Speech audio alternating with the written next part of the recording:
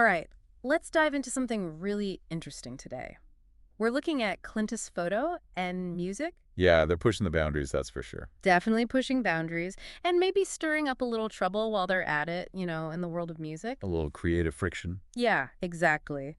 So basically, we're trying to figure out what happens when you get AI musicians in the mix with real life artists, but everybody's got kind of a different idea of where things should go. The clash of visions a little bit. A clash of visions, yeah.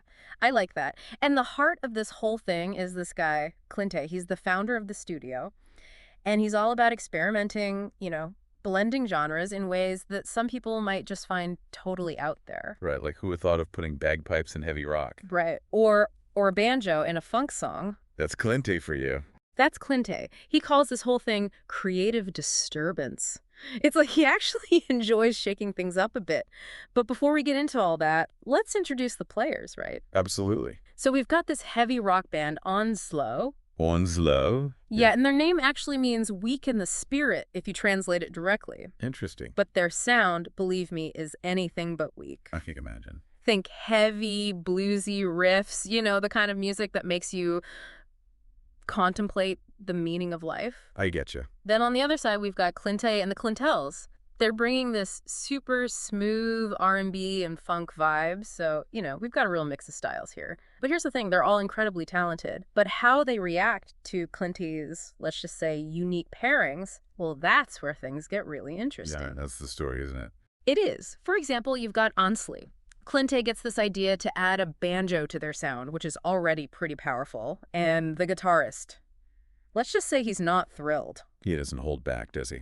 Not at all. He actually compares the banjo to a wannabe drum and an animal fence. Wow. Right. So you can already see where this is going. A clash between artistic vision and someone else, even if they mean well, trying to steer the ship. Right, and it's not just Onslow who feels strongly about this. Exactly. Even Clintay and the Clintels, and they're known for being more go with the flow and improvisational, even they have their limits. They've got the saxophonist, Mark Mewords, and when he's asked about, well, adding bagpipes into their music, let's just say he doesn't mince words. Oh, this is where it gets good. What does he say? He actually calls it, are you ready for this, an abomination. To his musicianship, no less. Wow. Okay. Strong reaction. Yeah, abomination kind of sums it up. But it really makes you stop and think, right? Yeah. Who gets to decide where a band's sound goes, especially when you have people who feel this strongly about it? Right. Is it all about the artist's vision? Exactly. Or does the producer get a say? Right, because they've got their own creative goals, too. And in this case, it seems like Clintay, he's almost like he enjoys being the provocateur. Yeah, he likes to push those buttons. He does, pushing those musicians, getting them out of their comfort zone, even if it ruffles some feathers along the way. And he's got this motto, it's classic Clintay, don't fart, make art. I've heard that. It's perfect. It really is. Bold, unconventional, just like the music he's trying to create. But here's the other layer to this whole thing. It's not just about Clintay, stirring the pot.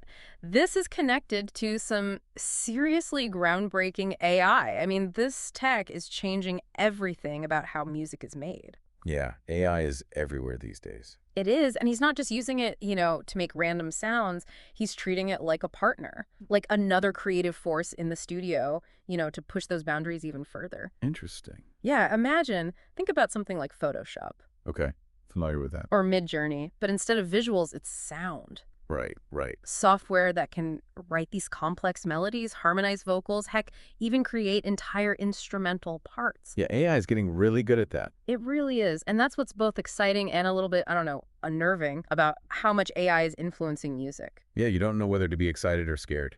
Exactly. It's not just about, copying what humans can do. It's about doing things we could never even imagine.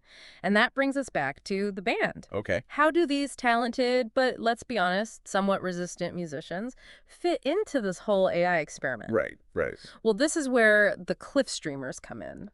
The Klintesphoto. Yeah, they're known for being open to anything. Like any instrument you can think of, they're up for trying anything. But, and this is the really interesting part. Okay, there's always an interesting part with this group. Always.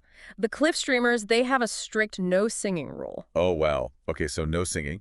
And Clintay decides... Clintay decides, you know what, we need a choir. Yeah. We need to bring in a choir. Oh my gosh. That's Clintay for you. Of course. So now you've got this whole other level of Well, creative disturbance, That's right? But it does get you thinking. What happens when you bring together, on the one hand, this really precise AI, and then on the other, the raw power of a choir? It's that tension that we were talking about before, right? Between what humans can do and what technology can bring to the table. Exactly. And that actually, it makes me think about the cliffstreamers being so open to all these crazy Right. instruments. Is technology changing how we even define what music is? Makes you wonder, yeah.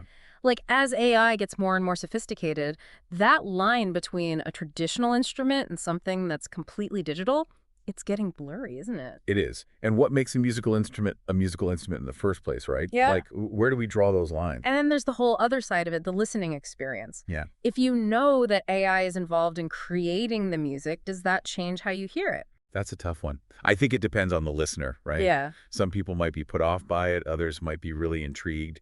I don't think there's a right or wrong answer. But I do think it's something that, we should be talking about. Definitely. Be open to it, right? Be Right. curious. Exactly. And I think this whole story with Klintesphoto and music, it's just one example, of how much AI is shaking things up in music. Yeah, it's a trend we're seeing everywhere. And it's only going to get bigger. Yeah. So where does that leave us? I mean, what does it mean for the future of music?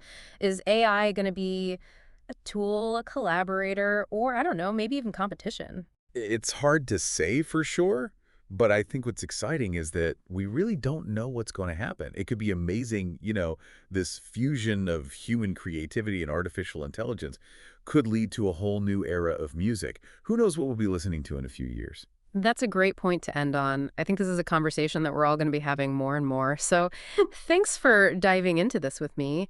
And to everyone listening, keep your ears open and your minds curious because the world of music, it's about to get even wilder.